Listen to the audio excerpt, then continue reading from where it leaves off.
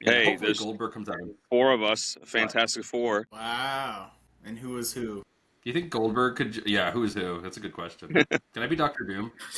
Yeah, he's on that, right? No, Legit question. Do you think that movie will do well? Like, because again, we were talking about all these movies. Well, that's just one of the topics, right? We're talking about like why certain movies bombed or whatever, or the MCU losing its audience and all of that. I think the Fantastic Four being a known quantity and having a great trailer and a good cast and like being an actual Marvel property that people know, I think that'll help it. It'll help. I don't these days. I don't know what's going to do well on it. We've talked about this. It's like there's no guaranteed formula anymore. It's like, oh well, this movie has actors that people know. Chris, gotta do the intro. I mean, the real question is, do you think Goldberg could beat the Fantastic Four? On that note, welcome to Lowbrow. I am Daniel. You might know me as King Loki. I also edit Death Wish Poetry Magazine. I'm your host. Here we talk about comic books and wrestling because they're fucking awesome. And if you don't like them, get the fuck out. With me are my co-hosts, Greg, Chris, and Matt. What's up, guys? Hey, Dan. Hey, everybody. Yeah, so, Chris was just rambling about the Fantastic Four before we did the intro here because, he's really good at this. And, Intro. We got an intro. I know. We're doing a show or something. But no, true story, though. The MCU is putting out a new Fantastic Four movie. You might have heard about it, if you've been to the movies in the past few months or, I don't know, fucked around on the internet. You might have heard this, like, rousing orchestral fantastic, and I mean, hey, you know what they say, I mean, fourth time's the charm, right? I mean, that's how it goes with the, insert clip of the Roger Corman Fantastic Four here, please. Yep, the best one. Yeah, so great film. By the way, if you haven't watched it, there's a documentary, I think it's on Tubi, called Doomed, and it's about, they interview the entire cast of that movie, the Roger Corman Fantastic Four, and how they didn't know it was going in the can. The guy that plays Dr. Doom is a total fucking ham. He's like, yes, I played Dr. Doom in the Fantastic Four. It's a great fucking documentary. I really wish that had a theatrical run. But I don't know. So yeah, the MCU's had a rough few years, and we will be talking about wrestling in a minute here, but these things are related, as always, which is the point of the show, kind of. I mean, sometimes we just talk about Paul Heyman for an hour, but hard not to. I could talk about Paul Heyman for an hour. Yeah, Greg is our resident Paul Heyman expert, but yeah, I mean, me and Matt thought it would be a good idea to zero in on the MCU and, like, what's going on, because there's some signs of life, which is funny to say. This thing ruled the box office for years, I mean, which was pretty cool as a comic book fan, but, I don't know. So, recently a movie came out called Thunderbolts. Matt, what'd you think of Thunderbolts? I thought Thunderbolts was, I enjoyed it quite a bit. In fact, I think one of the times that we spoke recently, Dan, we were talking about how I thought Thunderbolts was kind of a launching pad to have Marvel basically be back, right? Because Thunderbolts and Captain America, even before that, kind of showed that they have a plan again. They spent a few years, in my opinion, just kind of like throwing stuff at the wall and hoping that it would stick. No offense to those movies, but, some of them were solid, but for the most part, they were just there and they were trying things. They had stingers at the end of movies. They had, scenes at the end of credits and just no follow-up really. And then Thunderbolts came along, and not only was it, in my opinion, a rock solid movie that had depth and really paid attention to characters and really tried to develop the characters, but also at the end of the movie, spoilers, it showed that there was going to be a connection to Fantastic Four, which, we were talking about how Fantastic Four looks pretty good. I agree, but it got me even more excited for Fantastic Four with Thunderbolts. So it was very interesting to me when reports came out that Thunderbolts kind of flopped in the theaters, despite again. I didn't know that until you told me that, Matt. Like I thought I did well, but yeah, no, you're right. Yeah. Yeah, I mean, like comparative to like my salary, it did phenomenal. But like in theaters, it just like underperformed, and it kind of like, even though I'm like basically a broke teacher, it broke my heart because I thought it was truly a return to form. Where like, even though they made, I think, over $300 million, like it's considered a flop, right? Because it just did not make back what they put out. And it also, there was a lot of reasons for it. I sent you guys a video from Screen Crush, who, it's not a perfect channel, but they do, I think, a good job of like breakdowns and talking about the nerd industry, right? And I think that they really broke down exactly kind of what's going on with Marvel in general. And that's just simply like, we're still suffering from the oversaturation, I did some quick math before we jumped on. And I think part of the reason is like, Exactly. Steiner math. Yes. Steiner math from an ELA teacher. Um, with Marvel, and I did it quick, so I might have missed one or two, but there have been 36 films so far since 2008, since Iron Man, the first Iron Man. There's 4 confirmed upcoming, including Fantastic Four. And then there's 5 planned that's officially on the docket. You know, we don't have dates for those. And then that's just the movies. As far as shows, there's been 28 shows. And that's including like the Marvel and like ABC and ABC Family and Hulu stuff, you know. So, Yeah. you know, every once in a while you'll get a connection, but there's been 28 total with like 6 upcoming, including like the seasons for like Daredevil and Friendly Neighborhood Spider-Man. So I think the point is that Thunderbolts was great in my opinion, but I think a lot of people went because they were like, didn't go. I'm sorry, because they were like, what the heck is Thunderbolts and how does it connect? And honestly, I think it's very tough to understand how things connect in the Marvel universe because I have seen all 36 films and all 28 shows, but guess what? I still need to watch a video to understand, like to remember what's going to happen. Like on Tuesday, sorry, I'm rambling, but on Tuesday, Ironheart starts on Disney Plus, you know? Already? Okay, I didn't know that either. Yeah, exactly. And I that's, definitely didn't know that. yeah. And what did I have to do yesterday? I had to watch a video. I had to watch a video from Screen Crush that was like, "Hey, here's what you need to know about Ironheart in 11 minutes." And I was like, "Perfect. I have 11 minutes. Let me." And I did not remember much from that video, and I'm very thankful because now I'm like, "Okay, I'm ready to go on Tuesday now." You know, but if I just went in cold on Tuesday, Yeah. I wouldn't have remembered. You know. Who is that? I don't remember her. Who is that? So she was in Black Panther 2, which we'll get into Marvel's like slog era, Yeah. but Black Panther 2 was like a bright spot. Like it was shockingly insightful and good, and that's because Ryan Coogler is a fucking auteur, you know. But yeah, she's in it very briefly, and I hate that character in the comics. She's one of those fucking. Getting Here's a the new show. Iron Man. Everyone's getting a show. You're getting a Well, show. it's not that. It's not that. Well, yeah, but I mean, like, she's dreadful in the comic books, but in the movie, I really liked her. Like, the actress was really funny and engaging, and when she shows up at the end, to face off against Namor and his army with, the Wakandan like military or whatever the hell happens, because I love the movie for its themes. I don't really remember the plot. I mean, it doesn't really matter, but like, I thought it was fun, and I was like, okay. Years later, there's a show coming, so yeah, you'd be forgiven for not remembering who that is. And I'll be honest, I don't think the show's gonna matter all that much, but yeah. They're trying to like push through it too. You can notice because it's like 6 episodes, but they're going to do 3 and 3 at 2 Tuesdays. So Oh my gosh. they're not even going to take the time to promote it weekly. They're just like, hey, let's get it over with in 2 weeks. You know? Yeah, it's frustrating. I mean, Yeah, I've barely seen like any promos for it at all. Like I mean, I knew it was happening. I didn't realize it was happening so soon. Like I was like, okay.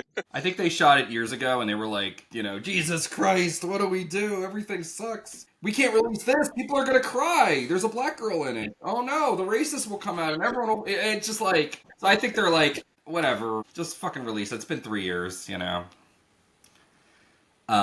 that's Ironheart. Yeah, I agree. Thunderbolts was really good. I mean, I didn't see Black Widow. I was like, nope. Better things to do with my life. I didn't watch it. I thought about it for a minute. I was joking with Justin, like, oh, we gotta watch Thunderbolts, bro. We gotta watch Black Widow, but I was gonna skip Thunderbolts because on one level, you have years of bad Marvel movies, and you're like, I can't.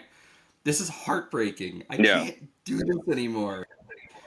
It was bad enough that like Zack Snyder went and like drove the DC cinematic universe into a ditch for like 10 plus years.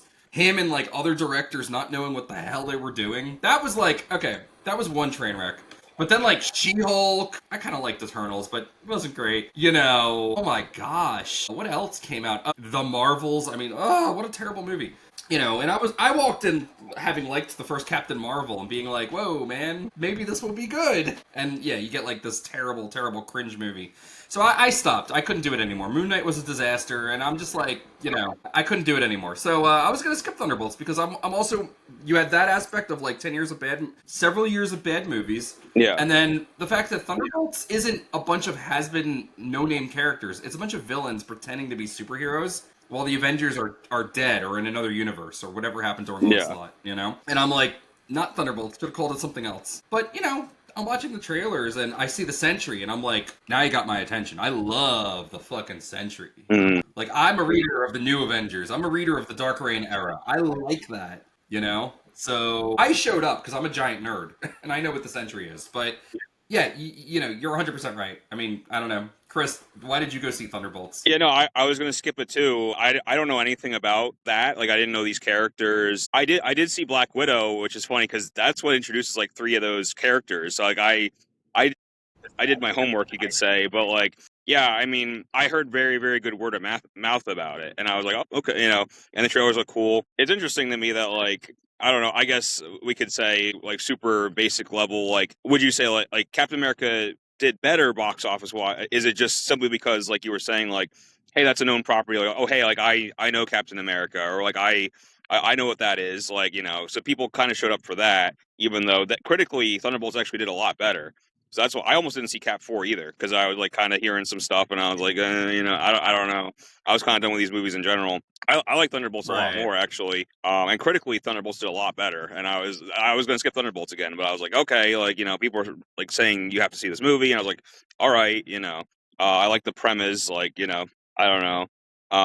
Again, it's the same thing with Fantastic Four. Like, I kind of don't give a shit. Like, I'm kind of not, but like, again, like, and I can't speak for other people, but like, I guess I do look on stuff like Rotten Tomatoes or whatever, and I'm like, again, Thunderbolt's got amazing reviews. Like, so yeah, if this next movie gets really good reviews and people are saying like, you don't understand, like, you have to see this movie, I'll be all right, yeah, I guess I'll check it out. Like, but that's kind of where I'm at. It's like I haven't been like keeping up to date. Like, again, you mentioned Black Panther 2. I still haven't seen that yet. I still haven't seen Eternals. Like, I try to see these movies, but I've missed quite a decent amount at this point. And I'm like, I don't know. It's not like, it's not a huge deal if I miss one. But yeah, again, if I might see whatever comes out next, I don't know. Wow. Right. Well, you missed a decent amount. Now that you say that, I mean, missed like, all of them. good old Greg. True. I mean, like a guy like Greg, like, you're gonna look at all this and be like, I don't know any of this is. Leave me alone. But like, yeah, I mean, like, Captain America probably did do better because it was Captain America, because people like Mackie, you know what I mean? Yeah. I mean, I also liked Captain America. I thought they changed the title to Brave New World. I thought that was like a return to form. Like, yeah, it was dorky and stupid, but that's what I'm here for. Like there's Japanese fighter pilots, and he's flying up to the cockpit screaming, "We're not your enemy!" As if they can hear him. Like, yes! Fantastic! Do more of that, Yeah, and like, Thunderbolts is the better movie, you're right. I'll just say right now, I did not see Black Widow. I didn't miss anything. I didn't see Echo or whatever all the other characters are from. I saw Captain America. I saw the Falcon and Winter Soldier, which is where the U.S. Agent character is from. Yeah, I really like that show. I'd say that's required reading. Like, yeah, I agree. Yeah, that is absolutely required reading, and it's like, it's one of those things where, like, I also watched the Screen Crush video. I thought it was very good. I don't think that's a channel I'll watch. Other than that, but excuse me. The main thesis of that video was basically that, like, people were happy to watch all these movies because they were good. And it was exciting. They were building to something. There was a season finale built in with the Avengers. And, like, that stopped being a thing after Endgame. They were just sort of making movies. They made Shang-Chi, which was quite good until the end. It was a pretty good movie. I was like, I have a new favorite superhero right next to Thor now. I mean, fuck, it's Jackie Chan in the Marvel Universe, basically. And then he doesn't come back, right? They make, like, all these things. They make Moon Knight. Terrible, terrible, terrible show. It doesn't represent Moon Knight at all, but I mean, it's Moon Knight, right? Yeah. It doesn't come back. I was gonna say, I skipped Eternals. Didn't really hurt me at all. Like, I'm okay. It didn't. You're right. And Eternals was decent for its themes. Like, it was a decent movie. I mean, like, I liked a lot of the things Eternals did. It didn't work altogether. But, like, the only real thing that showed up was the giant, celestial in the ocean. Right. I almost said Eternal. I get them mixed up a lot. It's because that's all I need to know. There's a celestial in the ocean. Okay. I'm good. That's it. Like, yeah, and all right. Like, honestly, like, that's the way this stuff should be, to be perfectly honest with you. You could just watch Captain America 4. You don't need to know who Thunderbolt Ross is. There's all this connective tissue to the Incredible Hulk movie from, Chris, when did we see that? I was going to say, that is, which I wasn't expecting, an Hulk movie is required reading. You have to have seen that movie. Like, you have to, because I'm like, and I've seen it. I didn't watch it since 2008, so I don't remember shit. I don't remember shit. Like, apparently this stuff was set up in that movie. I'm like, all right. It's not really required reading. They give you everything you need to know up front, which is how you should do it, Now, like, I would say, like, Infinity War, if you didn't see all those movies, they don't establish the characters again. They really don't. Like, they don't have time. Nazi show up. Yeah, and that's the way that should be. Like, that's the thing with comic books. Like, how are you gonna buy Secret Invasion if you didn't read the build-up, you didn't read Civil War and the fallout of the Avengers? You know what I mean? Like, it's a comic book, nerd. What are you doing here? Get out. You know? Go watch wrestling. Oh my gosh. I'm just kidding, of course. But like, yeah, getting back to the point, yeah, there's a lot of like brand confusion. Like people were kind of trained to think that like, oh, I gotta watch these things, and then there was no payoff for years. And now Marvel's like, fuck, we're back. Look, guys, it's Captain America, and Well, Captain America. you say we're back again. Thunderbolts didn't do super well. Again, that's the other. Are they back? Like, They're trying to be back, is my point. You know, you have Captain America. Look, remember, there was a movie called Eternals. Here's connective tissue, guys. It's here. It's real. Ooh, the Incredible Hulk. That happened. Oh my God, we have a Red Hulk. You know, and this is our new Captain America. And then they even reference him in Thunderbolts, which I appreciated. I thought that sequence.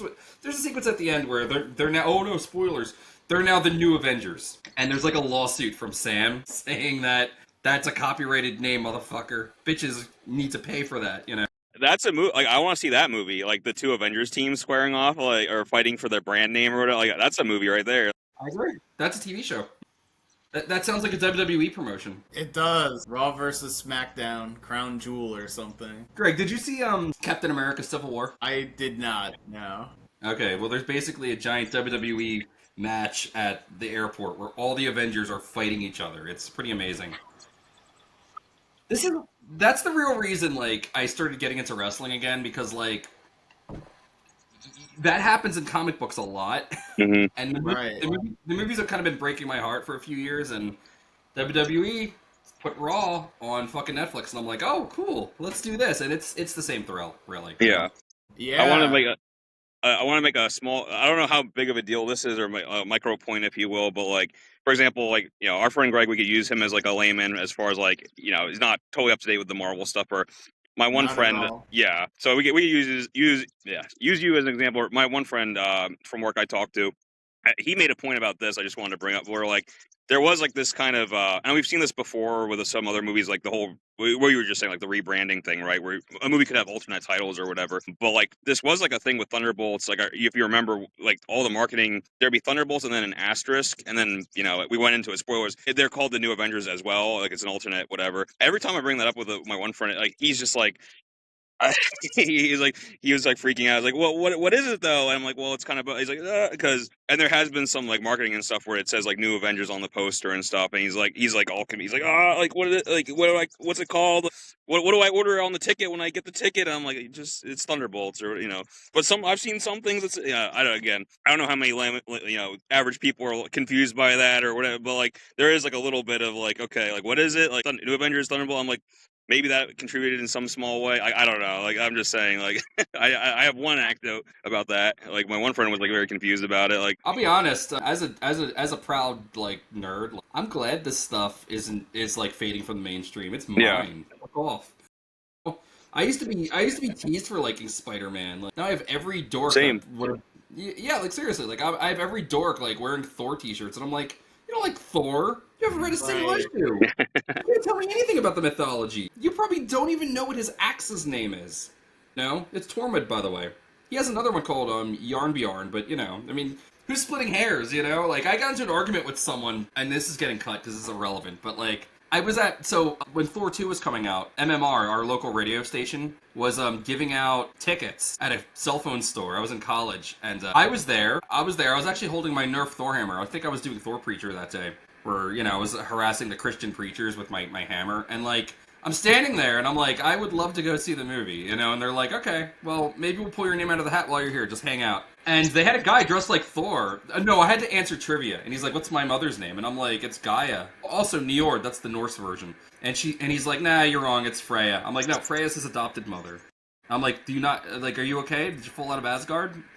Like, that's how big of a nerd I am, So, like, yeah, these things have to do well for them to have big budgets and be done well, but to a certain degree, like, I do take a vicarious pleasure in, like, the average moviegoer not knowing what's going on. Yeah, I think that Thunderbolts and Captain America have good word of mouth, as Chris mentioned, And I think that, like, yeah, I think Captain America's already on Disney Plus. People have probably seen it, and hey, I think Fantastic Four's got a lot of buzz. I mean, Chris is like, I'm gonna skip it, but Chris is like thinking about how much he hates the Fantastic Four because I know Chris hates the Fantastic Four. I love them. I think they're great. I don't give a fuck what Chris says. I'll just phrase it. It's an uphill battle. Like I might still see it. I'm not saying I won't see it. It's just I'll have to hear certain things about it. I'll be like, all right, and twist my arm. I like that they're approaching it because everyone is very familiar. Like, not everyone is like me. Not everyone has read Ultimate Fantastic Four, which casts them in a more cynical, nihilistic light, a more dystopian light, if you will, and deconstructs the characters in really dramatic ways.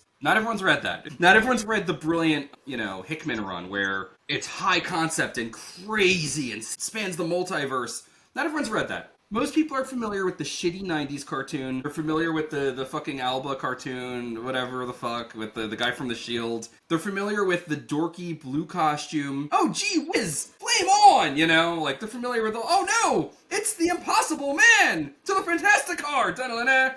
Chris and Greg have, of course, seen Matt, have you ever seen that clip of Magneto on the Fantastic Four in the 60s where he's, like, stoned and he's driving his car? Yeah. Yeah, I'm going to insert that clip right here because it's fucking great. That's the Fantastic Four to people.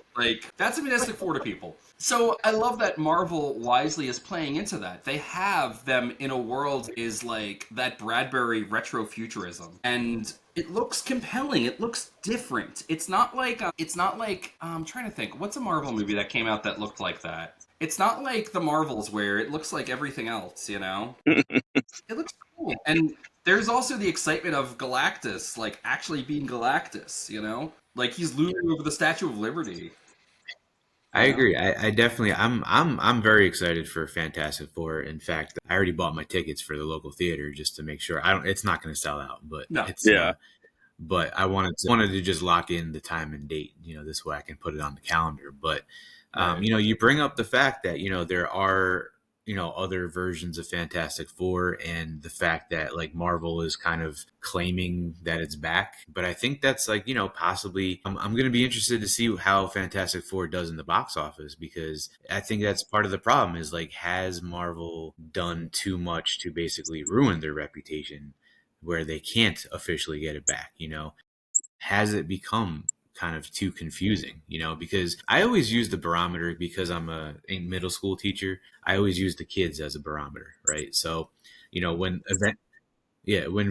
Avengers was coming out, leading all the way to Infinity War and then Endgame, like I couldn't get them to stop talking about the movies, which was amazing for me because I was like, all right, let's keep going, forget about your assignment. Like, let's talk about Christopher Columbus. Let's talk about Captain America, motherfucker. Exactly.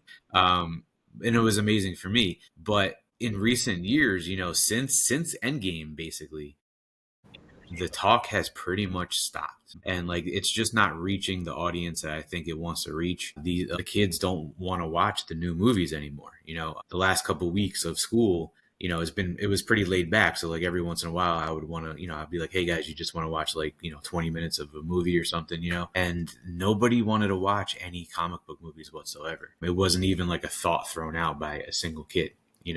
They wanted to watch, they were picking like old 90s Disney movies instead of Marvel, and then I just, just cause I'm curious, I was like, how come you got, like 10 years ago, everybody wanted to watch the Avengers. How come you guys don't?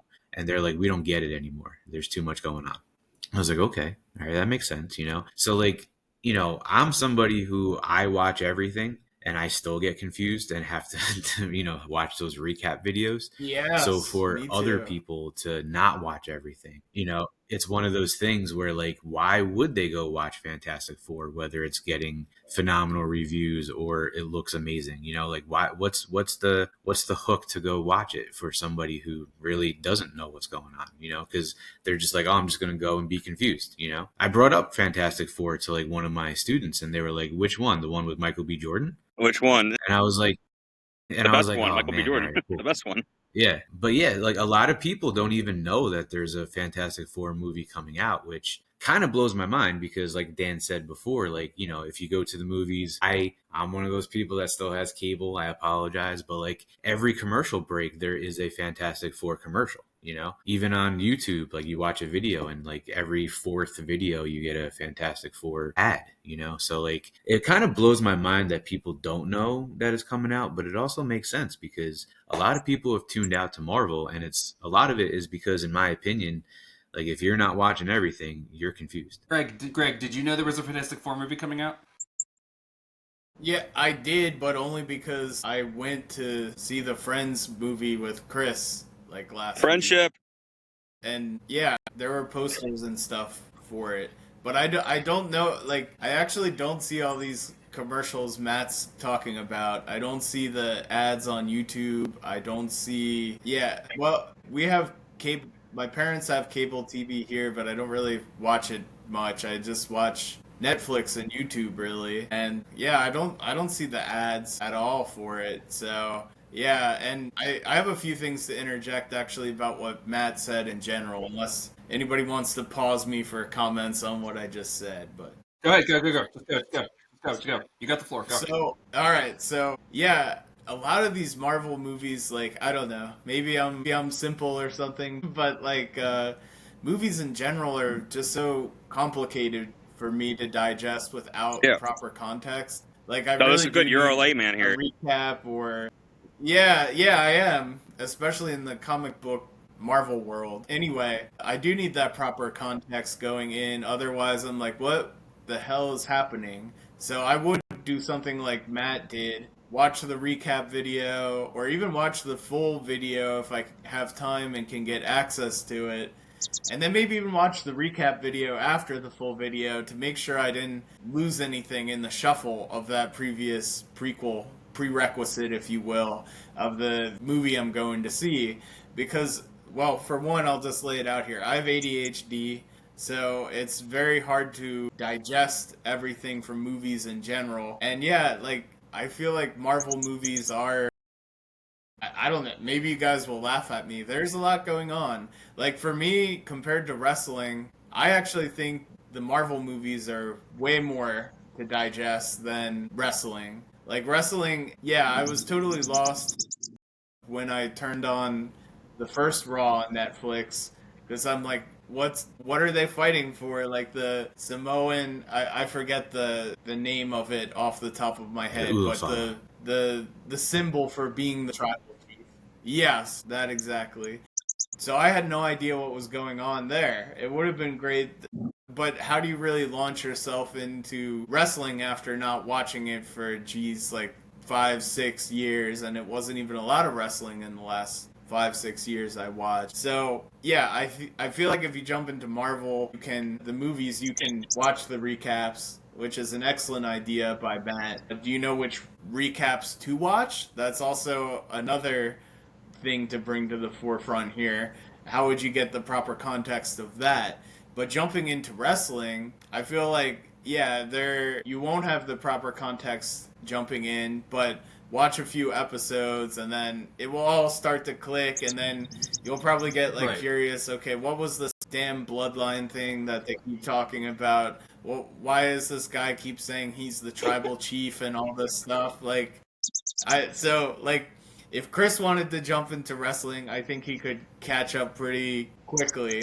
Now, if I wanted to dive into Marvel and have complete context of it, like, what would that look like for me? Specifically the Fantastic Four. Right. Because obviously Marvel spans way more than the Fantastic Four. Yeah. Right. And, like, you know, like, obviously, like, you could just go to your wise nerd friends and ask us, and we would give you, like, you know, a list of movies. But you are right. Like, I've told Chris, Chris... you're my wise man, like Paul Heyman.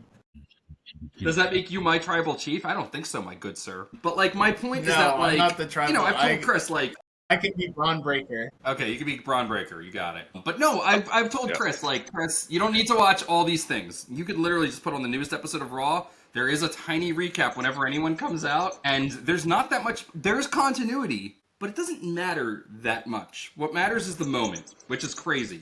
You will get more out of it. It'll be more impactful when, like, you know, having watched Jey Uso's climb and then him have his title stolen from him by Gunther, there's more, like, it'll hit harder, you know? But, yeah, there's less junk, ironically, because it's fucking wrestling, right? Like, I consider comics to be, despite being sold to children, I consider them to be like more heady than other forms of lowbrow entertainment, just because it's literature at the end of the day.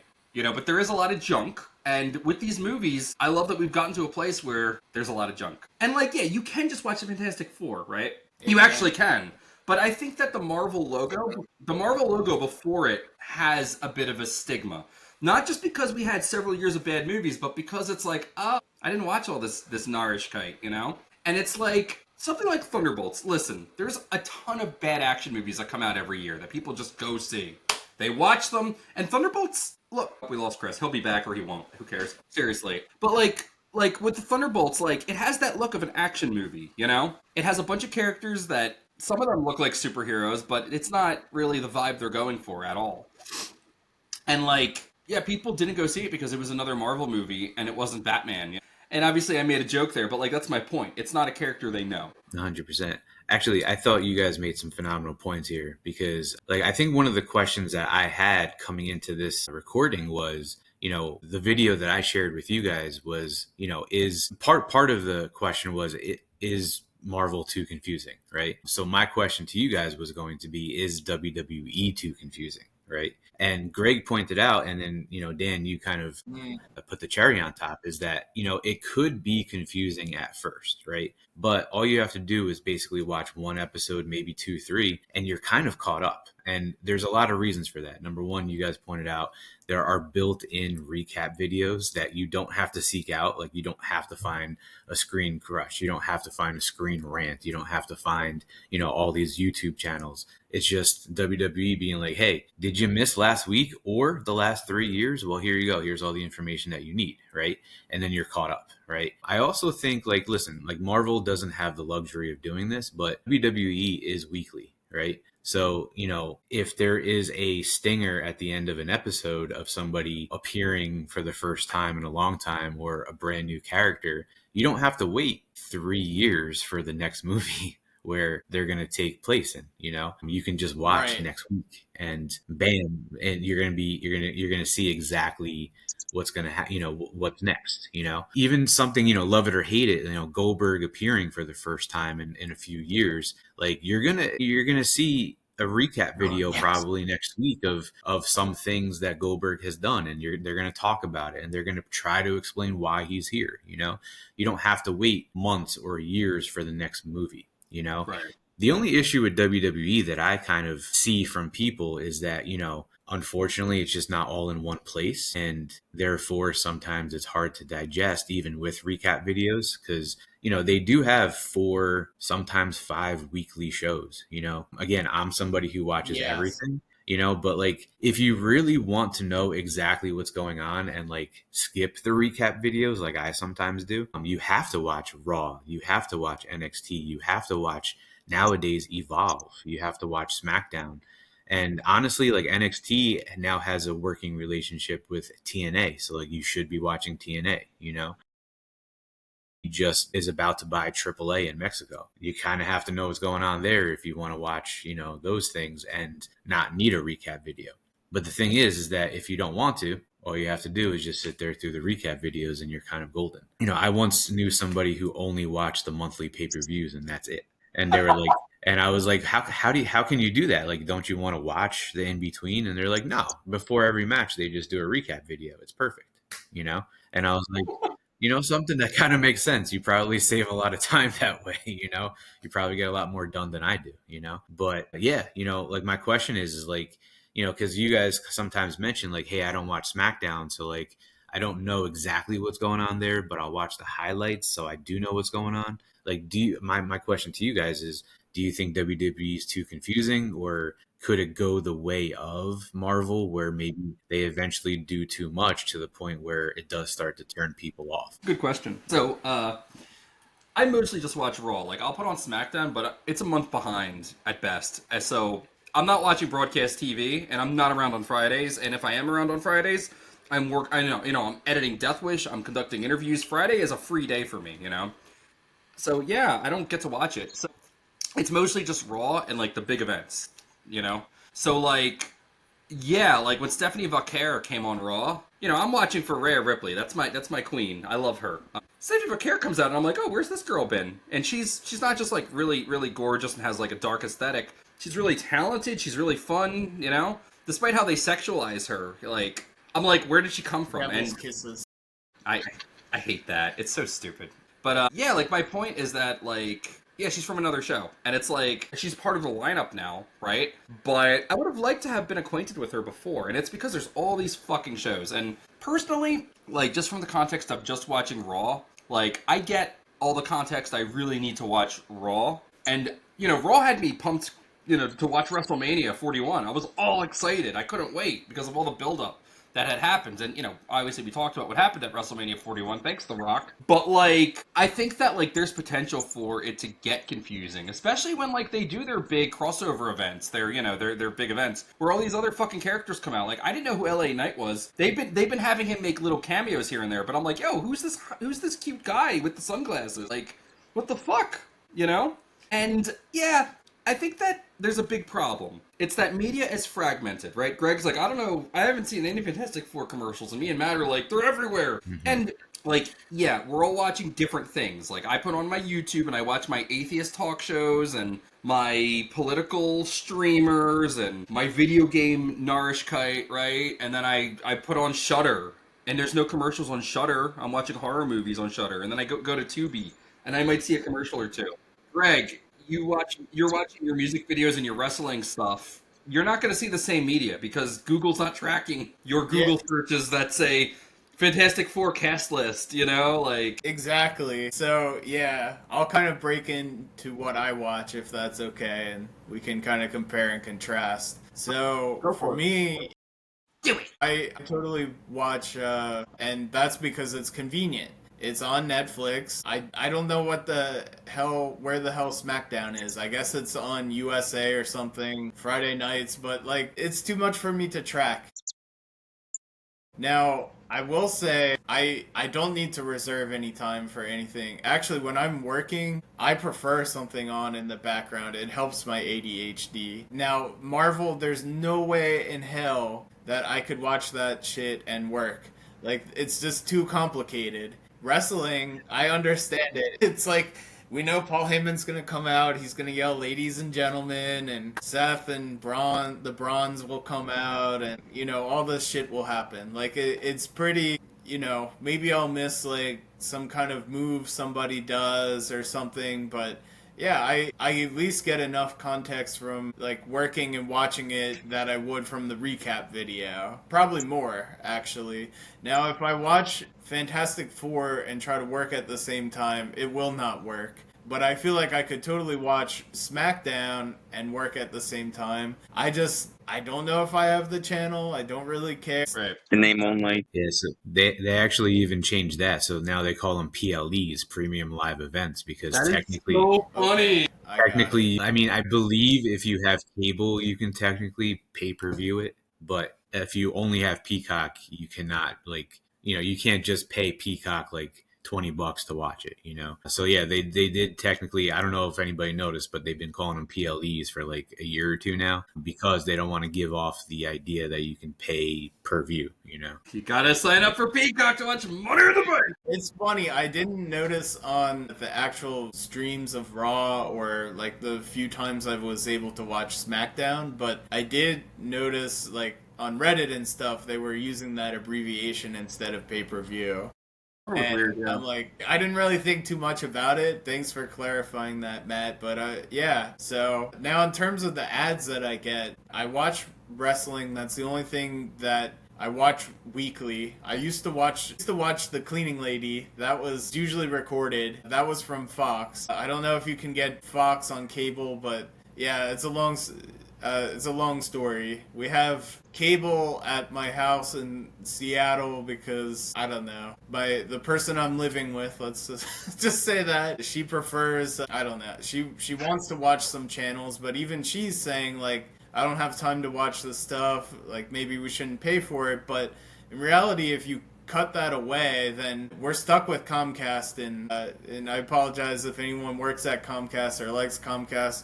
I'm looking at you, JR, or I'm JR. But Oh, Scott's here. Oh, We want to talk about complicated franchises. how Comcast is structured, if you get rid of the cable, you're not saving that much unless you want a really crappy internet. I mean, and I don't know the pricing structure.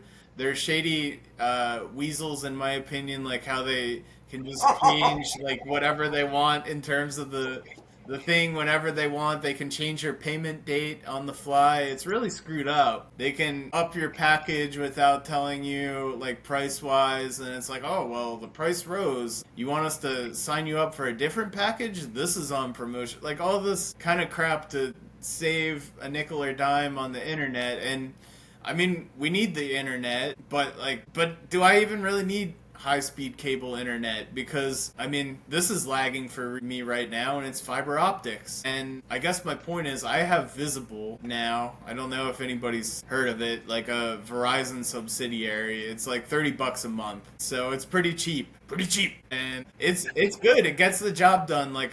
This is a little bit of a segue. I promise I'll get back on track, but yeah, a lot of it's getting cut. it's getting cut, man. A lot of it's getting cut because you're just rambling. It's okay. I appreciate it, and you're going somewhere. I'm just letting you know that, like, yeah, it's a detour. Sure. So yeah, I do a little bit of van life, and my point here is that I have I have Visible, and that does the job for me. Like when I'm on the road, it gives me, what is it, like near 10 megs download. And that's good enough for what I need to do. Anyway, yeah, I could live off of just the internet. I wouldn't need cable or anything. So pretty much I watch Netflix, YouTube, Prime if I happen to have it, whatever is around. But I don't really watch cable at all. And from that, I watch Raw. I used to watch The Cleaning Lady, and geez, I just watch whatever interesting thing I find on Netflix, really, or YouTube. That's all you really need. And so, Not if you watch wrestling. Well, yeah, but if WWE could work it out so that all the shows were on Netflix, I'd absolutely watch. And I could totally watch and do my work at the same time. It's enough for me, like with my ADHD, that actually helps me get my work done, as ironic as that might sound. And I can totally absorb the context of what I need to absorb from those shows. So, yeah, I guess with whatever I watch, I don't get those Marvel ads, is what I'm saying. And then, yeah, I'll watch random, like, coding videos and crap like that to help me, too. So I don't think, like, whatever I watch really lumps me into the people that would get the ads for the Marvel movies, is what I'm saying. Okay, so getting back to the point, and thanks for sharing that, Greg. Sorry about that. No, that's okay, because you got to the point, ultimately, which is all that matters, you know? It makes editing a lot easier. You know, because I could kind of cut the things that don't lead to that point. But my point is that, right, getting back to the point, so yeah, you know, you obviously didn't know that, like, Fantastic Four was coming out, which is whatever, but more pressingly, to Matt's point, I don't keep saying too many apps open and shutting down. Okay, whatever. Fucking Chris. Anyway, oh my gosh. Anyway, getting back to the point, God, I'm gonna have to edit myself now. So, Greg, do you find that watching Raw is enough? You know, like, do you think WWE is too confusing? No, Like, when WrestleMania 41 happened, were you like, oh no, I'm behind or whatever? So that's complicated for me to answer, because I didn't start watching Raw right off the bat when it went to Netflix. I was on the road for a little bit doing the van life stuff, and then when I got home to my house in Seattle, I was just like, what? Raw is on Netflix? And like it instantly made me want to watch it. And this was like in February, like at least mid-February, possibly early March. So I was just binging it to catch up, and I actually have to say I was a little bit hard. I don't know. It would keep putting me on the wrong episode when I tried to start from the beginning, but that's a separate issue. Well, that's Netflix. But anyway, I didn't get to watch WrestleMania because, again, you need to have Peacock. And I'm trying to remember if I even watched the recap of that. I mean, they recapped it pretty well on Raw the next day, so it wasn't even really needed. Yeah, so that was fine. I think the issue really is, yeah, I was like, who is this guy appearing like when LA Knight appeared on Raw? Like, I'm like, who is this guy? And apparently he's been doing some really good work lately from what I've read, and like he's climbing the food chain. Like he's kind of like the mid card, but he's more exciting than Sami Zayn. Like he's kind of like, actually, he's, to me, he's way more badass than Sami Zayn. I mean, Sami Zayn is kind of like that nice guy, Thomas the Tank Engine guy that I think I can. I don't know, but like LA Knight's just like, I'm gonna kick your ass and, take names later kind of guy. But anyway, my point here is it confusing? No, not really. I mean, yeah, I don't know the SmackDown stars as well, but I'm kind of watching the SmackDown recaps now. So before I started doing that, there would be a couple of moments of confusion, but I feel like Raw and SmackDown until WrestleMania season probably could have, existed separately. Well, yeah.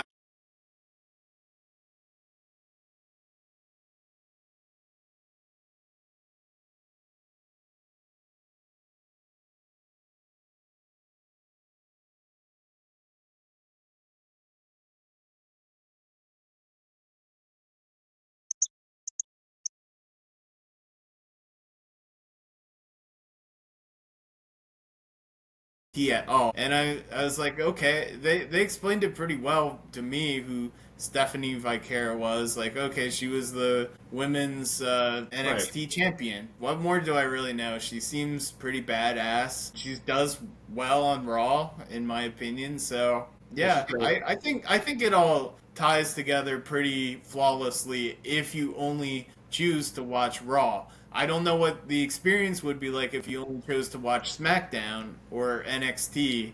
Like, who knows? You might miss some details, but from my experience, primarily only being a Raw viewer, I think I have enough context from the other shows. Mr. Iguana, I'm a little confused about, but yeah. Well, that's because you didn't watch Worlds Collide. That being said, you should watch it. Luchadores are the best. Simply the best. Before we spin this back to Matt, Chris, as our wrestling layman. I apologize for dropping in and out. If I may, like, before my phone explodes again, I just want to make my points real, just like, if that's okay. Sure. Okay, so again, like my one friend, I'm just using him as kind of an anecdote or like a layman or whatever. But yeah, like he's he watches most of the Marvel stuff, but he has trouble keeping up. And he definitely, he's like, I mentioned like the movies, but I'll mention like how, hey, you should watch this show. He's like, no shows, I just watch movies, and I'm like, okay, that's his prerogative. But like there are times where he's gonna be like, he watched the Marvels and he didn't know who Miss Marvel was because he didn't. I was like, well, she has a whole TV show. He's like, I don't do shows. I'm like, okay, well then you're just not gonna know who they like, stuff like that. And the other quick thing I wanted to. Because, like, long story short, I swear, like, many, we could talk about, like, there was, like, not this era, but, like, the ABC era or the Netflix ABC era of those shows when that was what the shows were. I swear someone from Marvel said something along the lines of, like, oh, like, don't worry, like, these are over here, but you don't need to watch the shows. Like, they won't really affect the movies. Sure. Chris, more importantly, like, yeah, that I think that's a valid point. But does wrestling sound confusing to you as someone who doesn't watch it? Raw first episode. I was just gonna interject. Raw first episode on Netflix. Sorry, go ahead. That's where I was starting. Like Chris, like was that clear? I do think that you can just watch Raw, and that'll kind of like, that's a good entry point to the ecosystem. And honestly, you can just watch that, but yeah. But like, here's the thing, right? Like, Greg's talking about recap videos, like catching up, and sounds pretty similar. Matt, what do you think? Yeah, so I think that the question that as I'm listening to you guys, is like, all right, Greg has no problem watching just Raw. Dan, you have no problem watching just Raw. I do watch everything, but I feel like I could probably just watch Raw and be fine as well. But my question to you guys is like, sometimes WWE does something on SmackDown or NXT, and like, it is required viewing to understand something that happens on Raw. And yes, they do a nice job of recapping it. But like, for example, like last night I'm watching SmackDown and CM Punk appears, to smack talk and basically fight with John Cena. And it's this big moment that is going to lead to,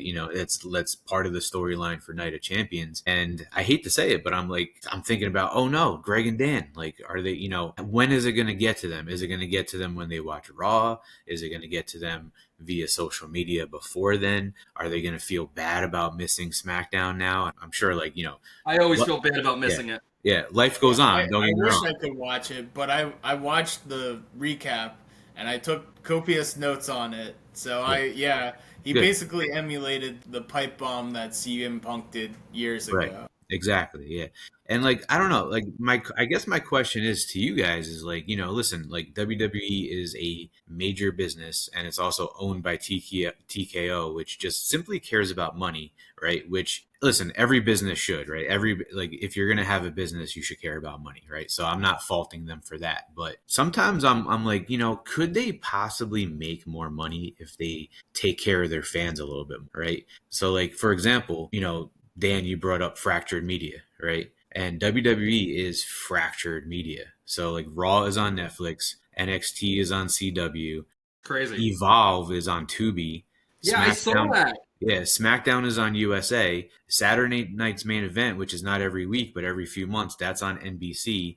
PLEs are on Peacock, right? If you want to watch Main Event, which is their very, very, very small recap show, that's on Peacock, but it also appeared on YouTube, right? And that's not even including Goldberg, though. Yeah, that's not even including LFG, which premieres tonight on A&E season 2. It's just like a future stars show. So my question to you is this fair to fans who want to watch as much wrestling as possible and can't because they only have Netflix or they only have Peacock or they only have the cable? I don't think it's fair, but I mean, I think a lot of places do this. So I don't watch a ton of other stuff, but so I apologize for people that don't watch sports. I know Dan and Chris don't watch a lot of sport. Wrestling you can consider a sport if you want. Vince McMahon considered it an entertainment from a while ago. It actually was labeled as that because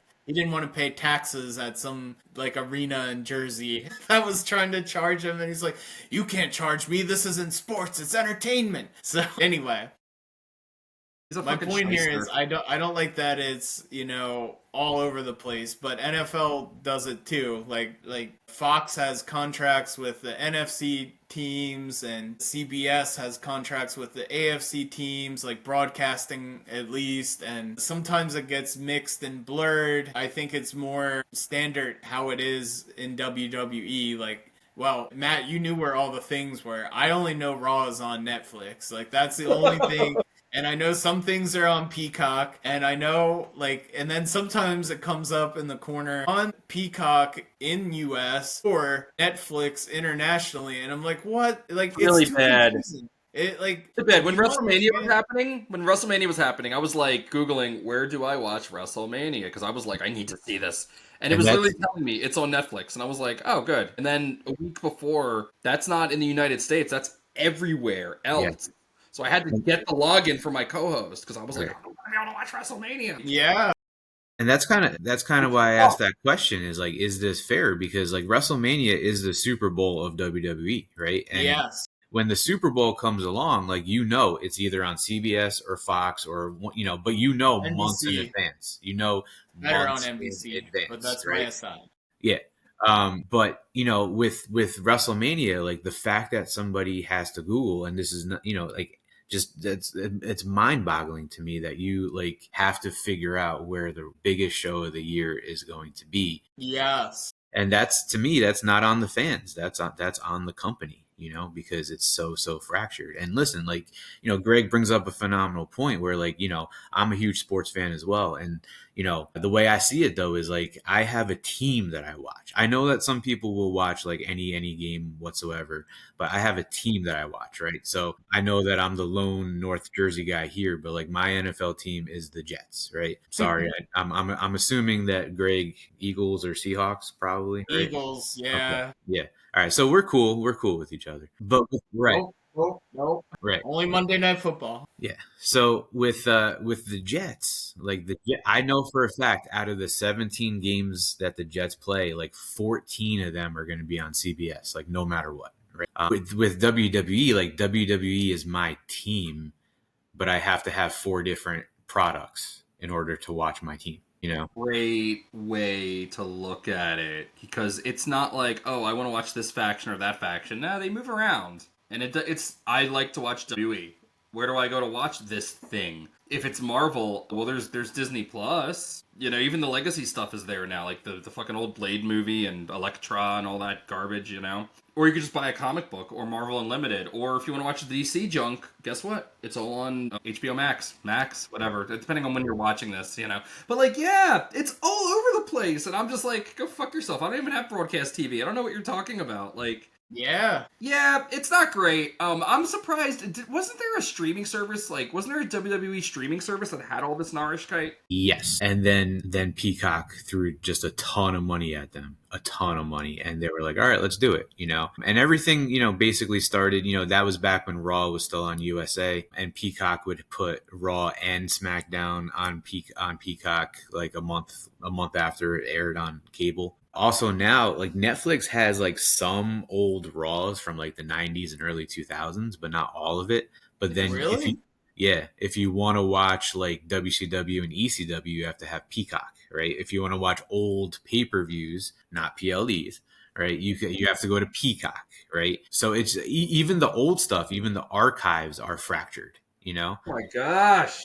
It's Yeah, I just don't know how to watch Old Raw Yeah. other than like random YouTube videos. I Yeah. didn't even know it was on Netflix. You gotta tell us how to watch it on Netflix later. Yeah, it's actually not it's not easy to find either. Like you have to you have to type in Raw, and then like 7 different things come up that are related to Raw, and then you have to pick the right one. It's like Raw Vault, I think. Oh, And I'll like have I to said, try like if like Chris, like somebody like Chris, like let's say Chris had an unlimited amount of time and wanted to watch Raw from the very beginning, January 1993. He cannot do that in chronological order because they do not have every single episode on there, whereas Peacock did. Now the plan is to bring everything to Netflix eventually. That's what you have to do, Chris. All right. Really? That That's would your be homework. epic if it all came Yes. to Netflix. And like so that was the thing. And that was the thing. Like when the WWE network first started, my crazy ass was like, you know what? Even though I've watched every single episode since my birth, I'm gonna watch Raw from the very beginning. I'm gonna watch WWE from the very beginning. So I would That's go awesome. back in my free time, or if I was like on the treadmill or something, I would just put on an episode and I would just go chronologically through everything. I can't do that now because not everything's available.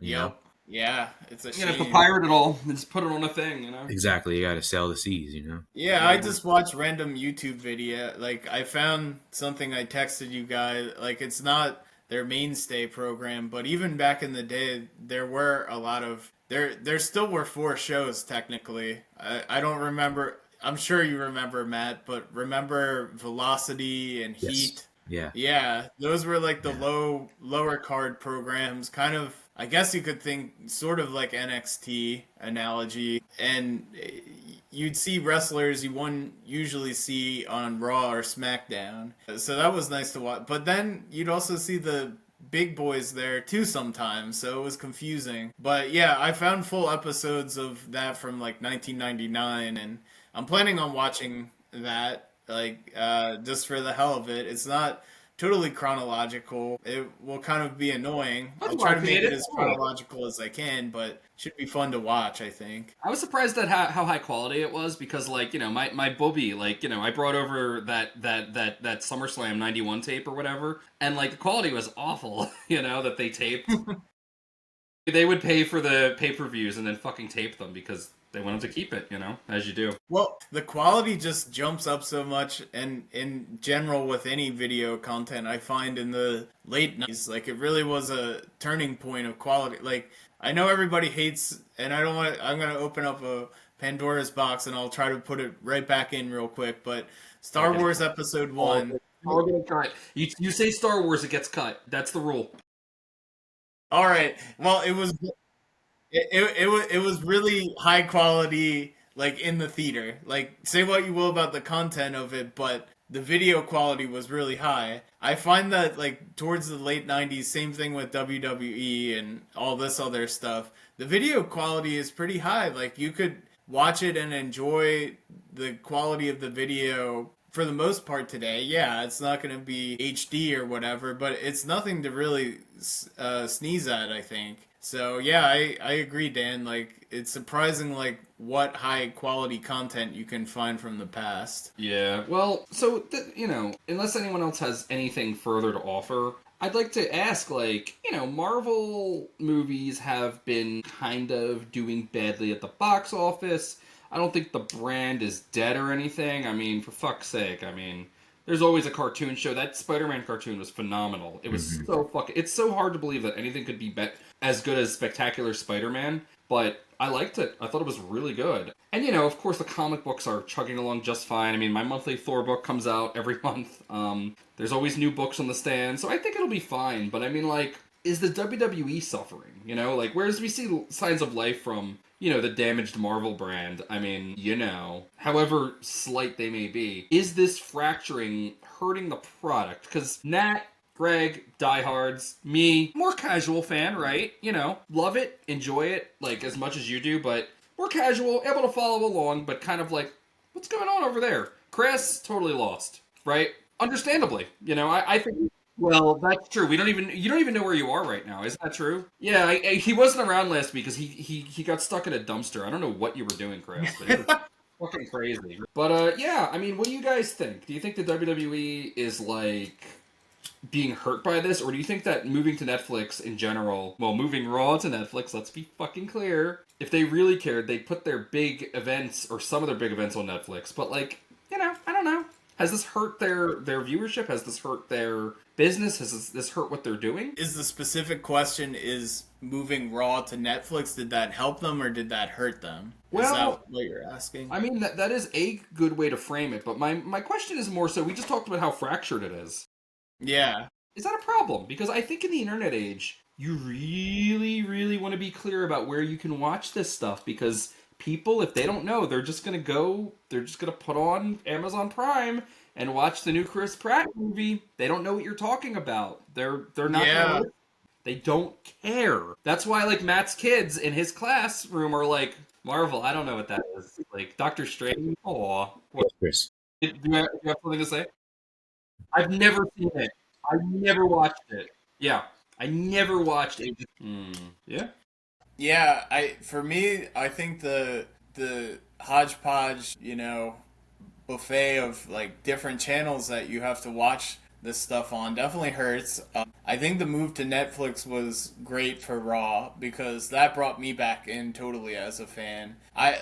For me, I don't know. I don't know if I'd have Netflix if I didn't have to pay for it, but I use, like, somebody's paying for it for me, essentially, or I'm using their login. So it's the first place I really go. Like, it doesn't have ads, the tier I'm in, so I don't have to worry about that. That's pretty cool.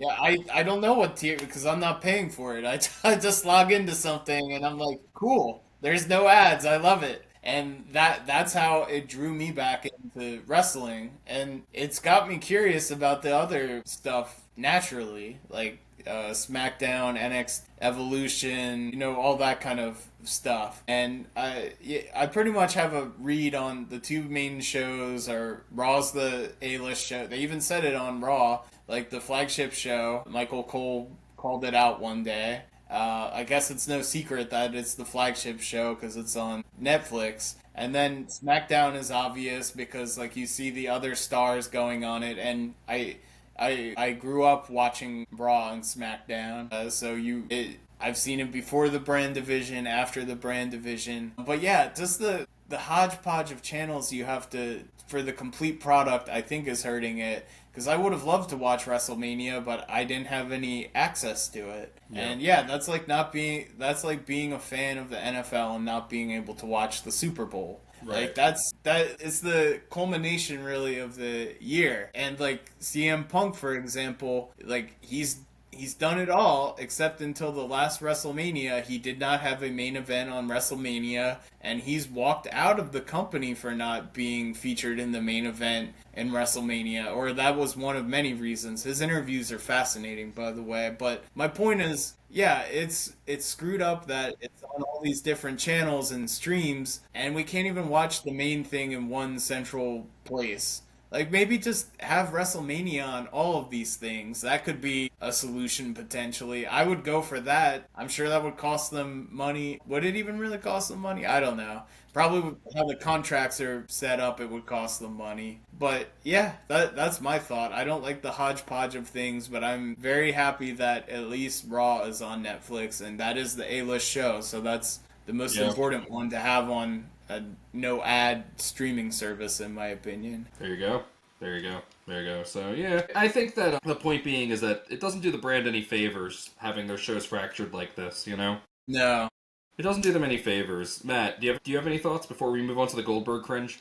No, I agree. I don't think it does it any favors whatsoever. And I will say I do think that WWE right now is in a transitional period when it comes to like where some content is going to end up. Their Peacock deal is going to end, I think, like February next year. So within the next few months, and by few I mean like by the end of this year, we should know where, like, if they're going to re-sign with Peacock, or the rumor is that like Netflix might be interested in acquiring everything that's on Peacock. And if that's the case, then at least we'll get like the PLEs and whatnot back into the same place as Raw.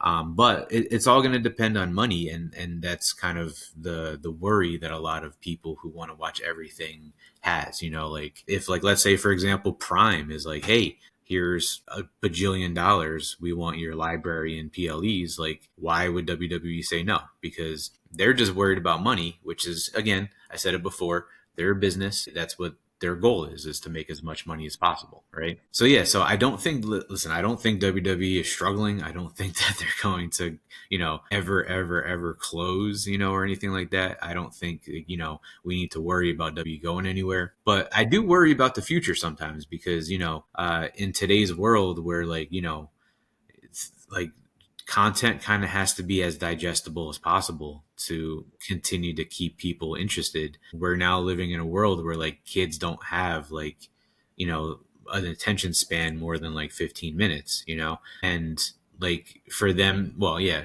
but Greg, you have an excuse. Like even kids today who like don't have ADHD don't have the best attention span, So like for them, they don't even care to look to find like Dan, you were saying like you were Googling where to watch WrestleMania. Today's kids won't even Google. They're just like, I don't know where it is. Screw it, Yeah. So like they need to be careful, because another thing that's happening too, and this could be a whole nother video, feel free to cut this, but like prices for WWE shows are just like through the roof now. I've seen that, yeah. So like families are not going. It's just kind of like, people who can afford it, and the people who can afford it are not always like families with 2-3 kids. So like I'm worried that kids are not enjoying wrestling anymore, and therefore like, it's a very cyclical business. If you're not getting kids to watch, then they're not going to watch for like the next 15-20 years. Like I started watching as a kid and I never gave it up. Greg and Dan, like you guys watched it probably as kids, took a break, came back to it, Yep. But you need to have kid exposure in order for them to either continue it or come back to it, right? And if they're not being exposed to it at a younger age, then they're never going to pick it back up, Right. So, I think there's a lot of worry as to like where it's going in the future, but I do know it's not going to go away. It's just going to be like who's going to watch it and how and when and where. Exactly. Yeah. I completely agree with you there, Matt. It's in a tough spot for sure. But yeah, I mean, it sounds like a lot of it's licensing, and maybe they'll get that figured out. I mean, the WWE streaming service was a good idea. At the time, I thought it was pretty stupid because it's like, come on.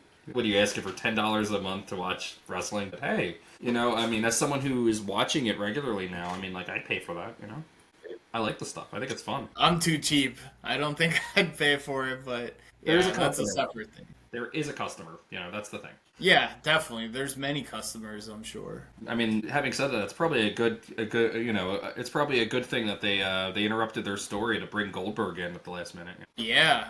Put everything. Yeah. Screw Jey Uso's title reign. Probably potentially screw Gunther's title reign. I've heard some interesting takes on that. But yeah, Dan, let's hear what you have to say about Goldberg. We were talking about it. I think you were like, "How do you think they're going to work it in?" And I'm like, "He's just going to come out to his music, and that's going to be it."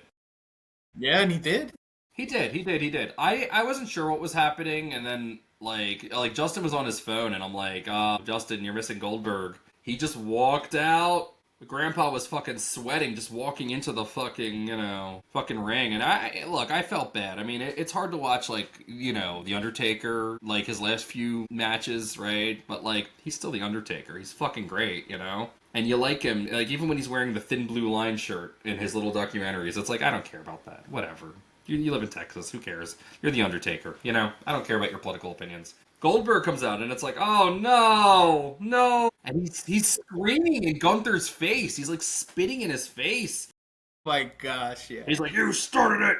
And then he goes like, I only have one thing to say to you. You're mine! Because you're next! And Gunther's just like this motherfucker's thinking like, okay, speed bump in my career, just get through it, it's okay. I'm the man, everyone loves me, or hates me, or loves to hate me, blah, blah, blah, fucking, everyone's gotta do it, everyone's gotta have an old man yell at them here and there. So, I personally, I like the trash, generally speaking. I like when it goes super lowbrow, but, the problem with Goldberg was, it was the bad kind of kayfabe, where it's just bad. It's not like, Seth Rollins came out and he had the Hulk look on his face, and then CM Punk came out and was like, no, it was Cody Rhodes. Cody Rhodes just like that was all fake as fuck. Or Liv Morgan, where she's like telling Io Sky, can I just have your title? And Io's like, you want it? You want it?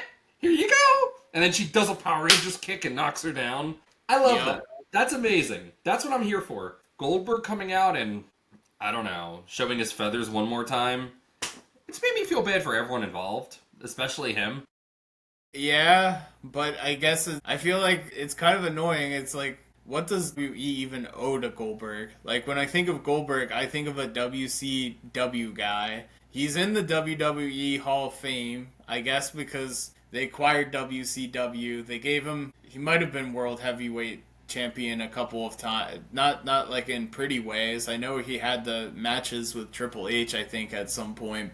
It was very lackluster. Like, that whole segment was just 3 minutes of cringe. Like, it was just like, I knew Seth Rollins wasn't coming out, actually, when he was doing that whole thing, because it's pretty clear, like, to me at least, the path is shifting for Seth to go for John Cena's title in some mix. And they're just like holding, well, I guess you could say they're holding John Cena's title hostage, or the WWE title hostage for John Cena, but now they're holding the damn World Heavyweight title hostage for freaking Goldberg for at least a month or a few weeks, I guess, at this point. Right. And it's just like, why? Like, it's like you had to mess up all these storylines, and I think you can recover from it fairly easily, but it's just like, I don't know, like, Goldberg seems like that kid that's like, I want to ride the ride one more time, mommy. And you have to, like, let him ride the ride. Like, I don't know what they owe Goldberg. Maybe I guess they're making a hell of a lot of money off of this. Otherwise they wouldn't do it. But it feels like they think they owe Goldberg something. Like, yeah, you owe the Undertaker that stuff. But you don't, and we don't want to see Undertaker probably wrestle anymore right now. But we definitely don't want to see Goldberg wrestle anymore. Yeah. And it feels like they think they owe this guy something. And yeah, I don't know. It was a very lackluster segment, and I'll add one more note before I hand the floor off. Gunther definitely didn't want to be there. And if you read the Reddit posts on this stuff, it was like Gunther is just like thinking, say it, don't spray it the whole time, because like Goldberg is like spitting in his face, and you see like Gunther like cringing, like turning away, like trying to avoid the spit, like, and he's just like, I really have to do this. He did not want anything to do with it. It was hilarious. But yeah, I'll hand the floor off. Yeah, I think that was a good summation, Greg. Yeah, because before I watched Raw, it was all over Reddit, and I was like, oh no, where did this happen? I hope this doesn't happen at Raw, and it did. And yeah, it's definitely being clowned on, definitely being memed on. I don't know. Matt, I'm going to assume you have some deep thoughts about this. Well, my thing is this. I have no issue whatsoever if Goldberg wants one last match. Listen, I don't think WWE necessarily owes him things, but I do think the industry does. He did come in at a time where things were a little bit down for both WCW and WWE, and he went on that big streak, and he basically took down the NWO back in WCW and did huge business for that show in Atlanta. And, he did become a megastar. And don't get me wrong, a lot of people dislike Goldberg, or disliked him, at the time too, behind the scenes. He wasn't the most humble guy in the world. He kind of just felt like he deserved it, but didn't earn it, necessarily. But you can't deny that, fans loved him for a time. So him getting one final match, to me, that's fine. But my issue with this whole thing is that he's getting one final match by disrupting things and going for a title.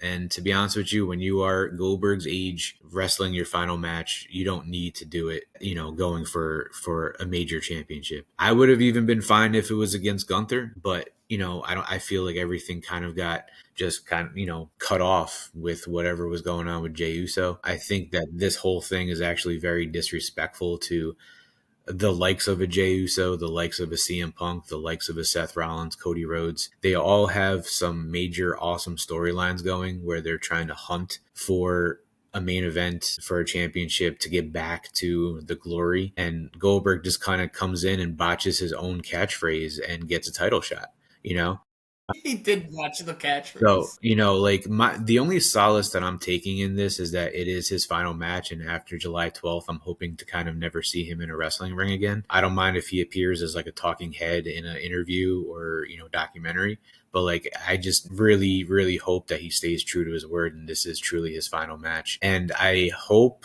that WWE doesn't. In the contract. Yeah. And, WWE is now advertising it as his final match, which I think is good to see. Obviously, in wrestling, it's always like never say never. Wrestlers retire all the time and then come back. People do it all the time. I said to myself that I would never coach basketball again, and next year I'm taking over the middle school team. So here we go.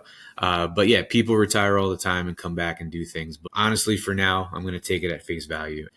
My only hope is that, Gunther does his job and, makes Goldberg look like $1 million and then makes him tap out, simple as that. Yeah, let's hope so. But I have this weird fear that I've seen this other scenario where they give Goldberg the title and then they just vacate it. I'm also okay with that because, I don't know.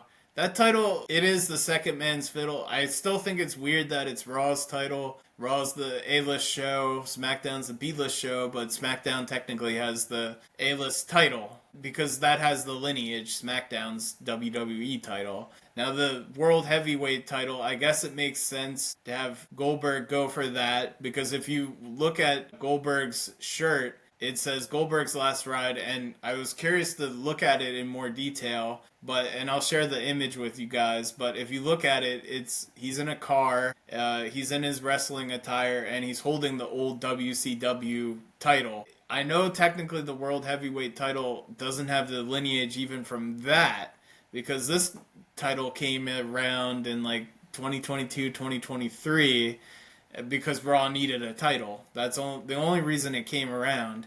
But I guess you could argue it has a closer tie to the title that Goldberg was chasing back in WCW, because I remember Eric Bischoff. I keep telling Dan he would have loved this guy, the Raw general manager back in 2002 through 2004. And he was also with WCW before it got acquired by WWE. But he brought back that World Heavyweight title to Raw, and he's like, okay, that's our title now that SmackDown took the Undisputed Championship. And so I could see why Gunther would come challenge for Raw's title from a historical perspective, even though it's not a direct lineage. Now, I think he specifically wanted Gunther, from what you said, Matt, like in the football show, he wanted to challenge Gunther. I don't know why he wanted Gunther specifically, like their wrestling styles are completely like total polar opposites. I know Gunther can make anyone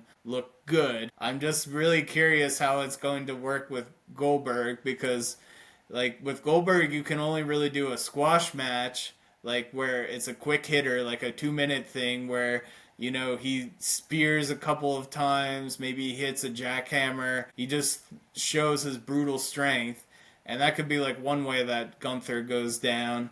But I don't know. You have a very good technical wrestler versus like a just brute heavy strength guy who probably isn't even that strong anymore because he can't work out anymore, he said. So it's really interesting. But yeah, I'd love to hear your takes on that from both of you. Matt, you take the lead here. Yeah, for me, like the difference in styles for me is like never an issue, just because I think styles make matchups, and like I think back to the days of like Bret Hart taking on like Diesel, and Diesel was, listen, I love Kevin Nash, but like he wasn't the strongest wrestler, right? But he was a phenomenal character, and just like this big dude that looked great. But Bret Hart made him look like a good wrestler, because Bret Hart, just figured out a way to work around his strengths.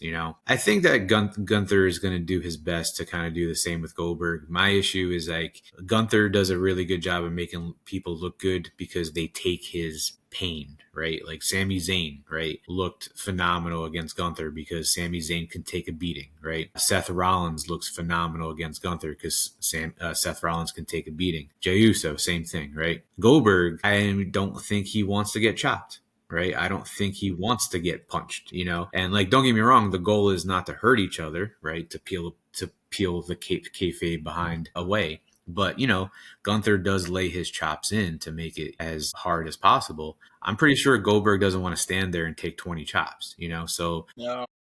like, Greg, you make a good point. Like, how is this going to work? Because for Gunther to do his job and make Goldberg look good, Goldberg has to take a beating, so to get like 8-10 minutes out of this, he's going to have to be down on the mat a little bit and taking some chops. And I don't know if he's willing to do that or not. So it will be interesting. The good news is it is on Saturday night's main event, and they're going to probably load up that show as much as possible. So nobody ever expects like a 20-30 minute match on that show. So, I do expect it to go like Goldberg in a 20-minute match. No way. No, I mean, I've seen it before. It's not pretty.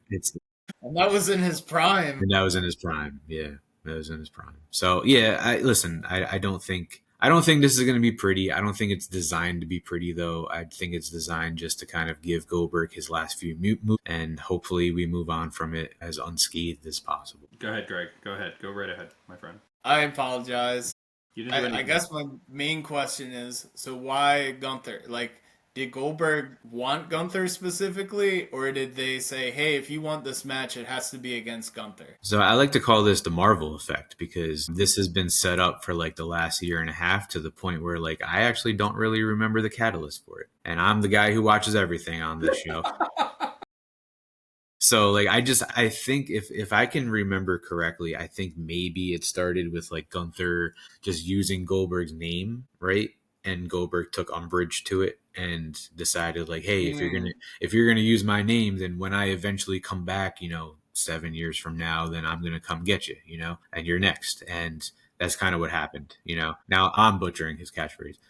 So I'm pretty sure like Gunther just kind of like he was told to like plant the seed by like using Goldberg's name like in a promo. And then Goldberg like took umbrage with it. And then when he decided that he's going to come back, he focused on Gunther. And it just so happens that Gunther has that title now. So, it just kind of works out. Yeah, I think so. That probably was the main catalyst of Gunther was antagonizing him. And then they had that fake bit in Atlanta, Georgia, where he was antagonizing Gage, his son. Yeah. And I mean, The storyline is okay. The execution last week, like, it was terrible, but it was hilarious at the same time. Like, it's just like this 3 minute, like, crappy promo, but like, I can't stop talking about it. And like, I got a little buzzed the other night, and I just couldn't stop doing, "You are next!" Like, it was just so much fun. So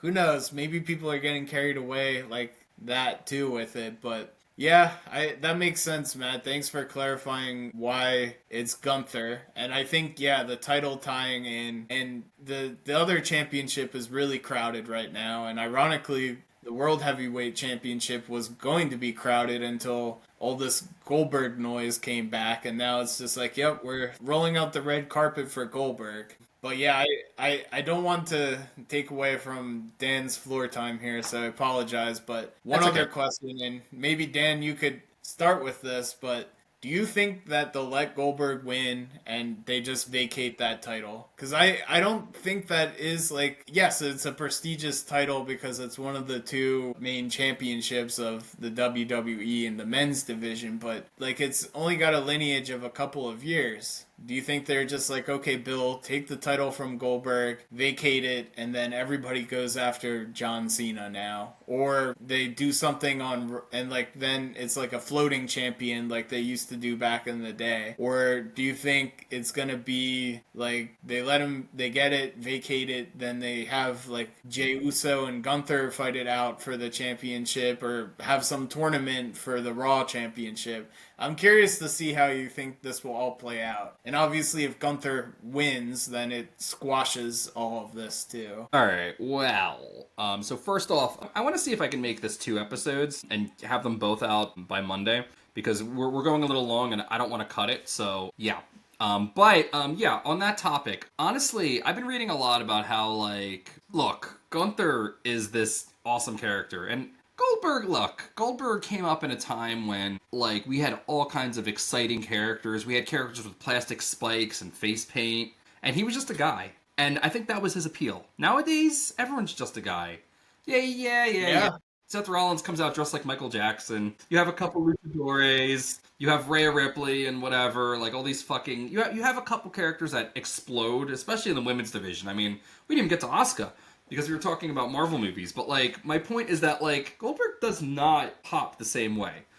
You know, I No, think not at all. yeah, like old fuckers like us are like, hey, look, it's Goldberg, you know. But like these kids like yeeting and like, you know, cheering for Sami Zayn and stuff. And I know they've been around for a minute, but I'm just saying, like, Goldberg is not part of this ecosystem. He doesn't go, in my opinion. And like whatever appeal he had, I mean, it's not there. So I think that Gunther being this like, look, I think that's what they're gonna go for. I think it's his job to, yeah, as Matt said, make him look good and give him his final match, you know, and like be a sacrificial lamb ultimately for Gunther. And I mean, that's how I see it going. I don't see a mad scrabble for the title. That doesn't make any sense. It's annoying that this storyline with Jey Uso and Seth Rollins and all that stuff, because I've been enjoying it. I've been enjoying the little factions. It's really fun to watch, you know? Yeah. Maybe we'll get back to it, you know, now that like Gunther has the title, but who knows? Matt, what are your thoughts on fucking Goldberg? No, I agree. I think that's, or at least that's what I'm hoping they go with it. I do think that it just kind of just doesn't make sense to the overall story of WWE right now for Goldberg to take the title. So I think it's best for them to just give him his final moment, move on, and then, you know, do like a, not a hard reset, but there's enough story there to kind of continue. You know, they have the King of the Ring tournament going on at Night of Champions. Just be like, all right, you know, Goldberg's gone. Whoever's next is next, and that's that. And Goldberg, Yeah. have fun in retirement. It's definitely the easiest storyline to pull off, and like you really, if you have Gunther beat Goldberg, you really haven't lost a lot. Yeah, you sacrificed Jey Uso's reign, but like to be honest, like I agree with you guys and everybody else for the most part. Maybe some people will say Jey Uso should be like a defender, but I think he's better as a chaser, like you alluded to before. And I mean, so he got his day in the sun, and then it's going to be Gunther assuming he squashes Goldberg. I mean, he won't. It will be interesting to see that match, like what angle they take. If it's a quick hitter or they just try to make Gunther have him look good for a few more minutes than he could usually go. But yeah, I think that's probably the best storyline. Just have Gunther beat him, and then yeah, he'll brag about it for a week or two, and everything goes back to normal essentially. And there you go. You're next. Fucking Goldberg, a Goldberg story. You're next. So, on that note, anything further to say about what's going down? I've done a lot of talking, so I'll hand the floor off, but I have a few things. I have nothing. I just hope people are watching as much wrestling as possible, WWE and beyond. We haven't done our plugs, so we can't wrap up yet. Greg, what do you got? I sorry. Nah, you're cool. I mean, yeah, I think we talked a little bit about the Raw segment with Liv asking for the title. It was funny. I still don't know why Dirty Dom is promoted as much as he is, but I loved Io poking fun at him, getting rough with him. Kicking him in the face. Yeah. And then eventually, the sad part in all of this is I really wonder how the women's division will play out now. I mean, yeah, you have the Queen of the Ring or Night of the Champions. That's how it will probably play out. But the whole, Liv getting injured later in the night was pretty depressing, I thought. There's so much other stuff going on. It's not really talked about a lot. So I wonder how that will play out with Judgment Day and, the women's division in general. And how is Raquel going to defend the tag team titles now? Are they going to need a different partner to step in? I don't know if they've done that, or it doesn't seem like they really were building that storyline up much anyway. They're just like, yeah, we're champion. I mean, they can let Roxanne Perez step in, and then that creates. Oh, there you go. Yeah, that would be cool. She's in the Queen of the Ring tournament herself, I think. I think she's still alive. I'm not sure. Yeah. I think you hit the nail on the head there, Dan. I think that's the best way to do it. Have Roxanne fill in, and then that just furthers the issues between Liv and Roxanne once Liv does get back. I love it. It looks like, again, I'm crazy, so I watch everything. Yesterday on YouTube, they had a SummerSlam kickoff preview show on YouTube from the Fanatics Fest, and it looked like they're hinting at doing Becky Lynch versus Nikki Bella to kind of replace Liv Morgan. It looks like they're trying to do a little veer off the original path. But yeah, Greg, you made a good point. We talk so much about everything. Liv Morgan's injury really does hurt, and it messes up a lot of stuff in the women's division. It sucks to see too. And it sucks to hear, something I don't really talk about too much, but Liv Morgan and I are from the same exact hometown. What? Yeah, so hearing Elmwood Park, New Jersey every single week on Raw is so just makes me smile because that's my hometown. It's where I grew up. I went back and even taught there for 10 years. So wow. just seeing Liv do amazing things. I don't know Liv Morgan. I'm 8 years older than her. So our paths never crossed, but just the fact that she's legitimately from Elmwood Park, that's not a storyline made up thing. When she does interviews, she talks about all the best pizza places in Elmwood Park, and she's not lying. So for me, seeing her get hurt like this when she's basically doing her best work is it's tough to see. Yeah, that was a depressing injury, and I haven't witnessed as many injuries in wrestling. I mean, looking back, the whole CTE thing wasn't as big when I was watching wrestling. I mean, obviously it still existed, but the media draw to it and the attention given to it wasn't there back then. But yeah, I don't recall at one point I couldn't tell what were real injuries and what weren't. Obviously, the one injury that comes to me right off the bat that was real, I just keep thinking of Brock Lesnar's botched shooting star press on Kurt Angle in that one WrestleMania where he got a concussion.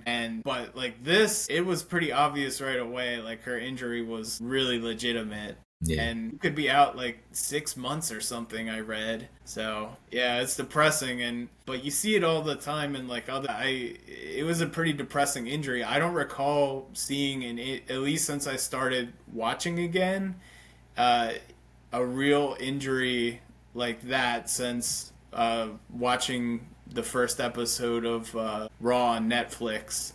So yeah, kind of a bad way to tonight. Don't Google Cycle Sid WCW leg injury. Or do if you like to watch gross stuff.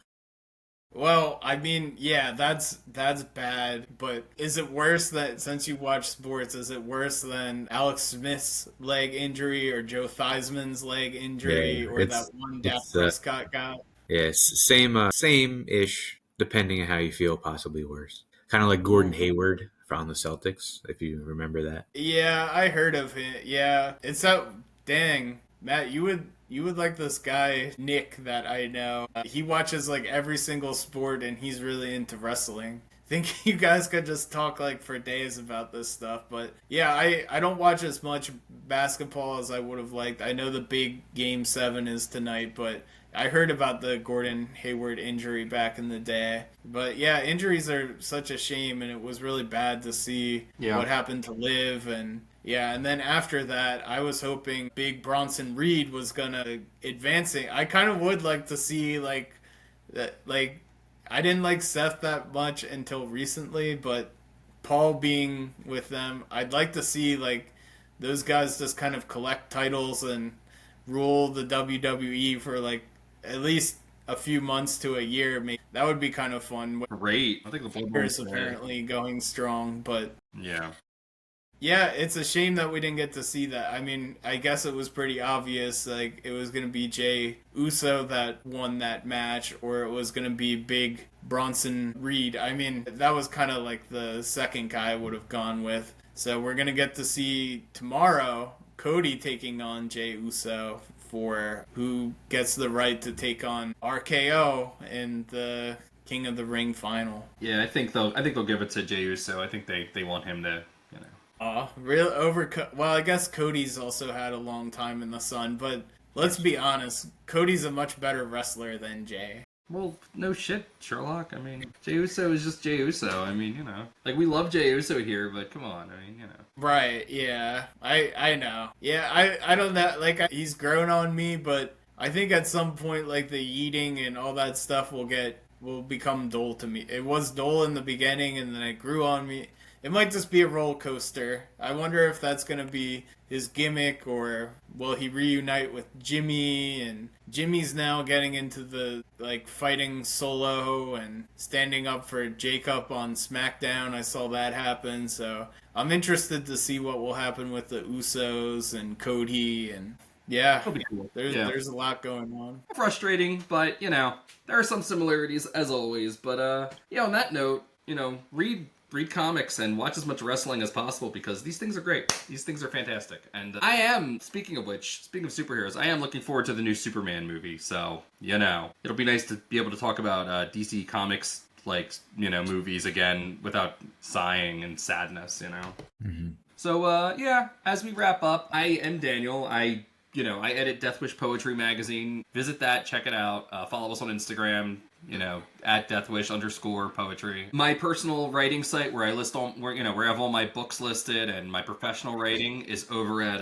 demonlandbooks.com. Matt, of course, writes for pwinsider.com. Matt, do you want to tell us about your writing? Yeah, I do the reports for some weekly shows. I do on Tuesday NWA, Wednesday Evolve, Thursday TNA and Ring of Honor. Friday I do TNA Explosion, and then tonight LFG is debuting season 2 for WWE on A&E, so I do the report for that as well. And then every once in a while I'll do like a little editorial too. So I've also recently started doing audio for them once a week. So if you want to hear more of my thoughts, that's behind the paywall, unfortunately, but feel free to pay. I don't get any of the money, but you can pay them and listen to my horrible voice. So hard.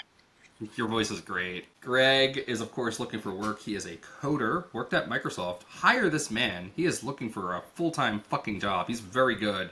Greg, you want to talk about your work? Yeah, so right now I'm a freelance developer. My GitHub is out. Dan released it. But yeah, just doing some freelance work right now. So I have time on my hands to do projects for you or be hired full-time. Either way works for me, but obviously getting some medical benefits and dental would be good if I could find more stable full-time work. I bring a very creative perspective to development. I'm more outside your corporate box, yeah, if you want some non-corporate-ish guy to come in, even to your corporation, and give you a different take, feel free to reach out to me, see my GitHub. So, yeah, I'd be more than happy to talk to you about your development needs. Yep, links to all these things below. Keep it lowbrow.